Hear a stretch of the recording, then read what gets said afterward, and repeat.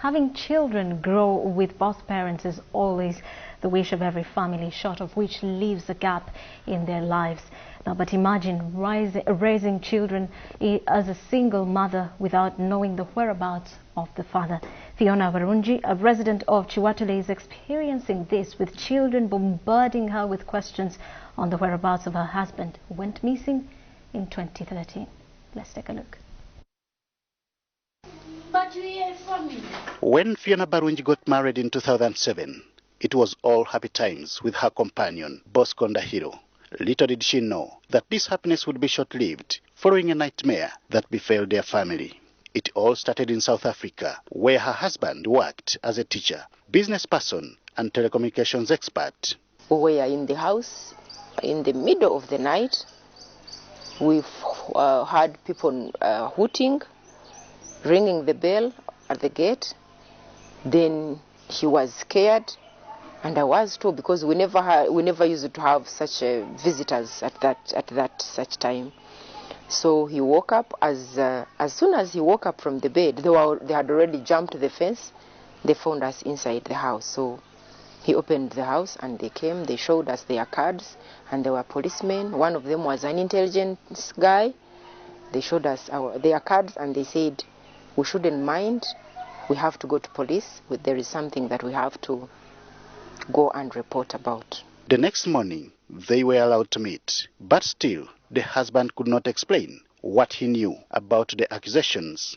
This she could not stomach, and with the help of fellow women prisoners, she was released on grounds of being pregnant and innocent. I was in the prison for like a week. Then the women that I found in prison striked and said they didn't understand why I was there, yet I was even heavily pregnant with a child in prison. They were so concerned, and indeed that evening I was taken from East London, because we are living in Eastern Cape. I was taken to Pretoria. Next, she was on the flight back to Uganda, leaving the husband in prison, who also returned about 2 weeks later. Normalcy had returned home until March 2013, when he got another job in Rwanda. This was the beginning of another nightmare for the youthful mother of two. The last time I dropped him at the airport, when he boarded the plane, he told me he was on the plane. And he had communicated with a friend where he usually stayed when he was in Rwanda, to prepare for him his clothes and I think leave him a car at home, because he had a very early meeting, and the friend of course left everything at home and went. Her efforts to trace the husband went as far as reporting the matter to police, Foreign Affairs Ministry and the Rwandese embassy. However, these efforts are yet to yield fruits. Belisha Ndahiro, her firstborn daughter, was always inquisitive about her father's whereabouts. And I didn't have what to tell her. Since the father didn't die, I could not tell her your father died. But after going through a series of counseling, she's coming to terms with the situation, though she misses her dad. We miss Daddy because he buys for us food, he pays us school fees, he plays with us, he makes us laugh, and he disciplines us to be better children. Fiona Barungi's case could be one example of missing parents in children's lives. And this is the care that SOS Children's Village Entebbe is giving to such children. All they have lived to know is that this is their home.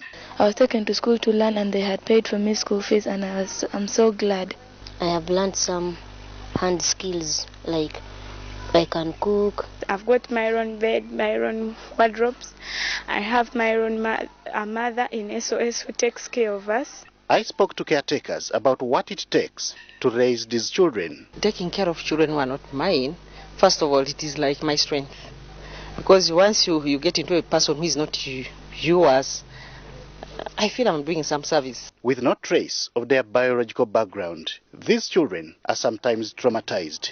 Christine Mary Kevin Amoding, a caretaker here, lost her husband in the early 2000s. She cites counseling as one of the best ways of handling these vulnerable children. Child knowing that you're not the biological mother, especially when a child has already grown up, is also sometimes a challenge. They find life a little bit challenging. They have no identity.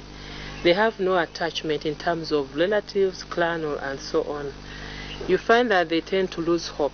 Lost hope indeed, because this is the exact situation that Fiona Barungi and her children are going through. Perhaps this is the reason why she has resorted to saving someone from going through a similar experience by putting her life story in writing. Another reason is to, in future, my children to know that I tried to look for their father. However much I lied to them, and they will know that I lied to them because I was protecting them since they were young.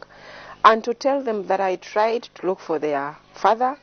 The book is titled, Thrice I Fail, Yet Whole I Boldly Stand.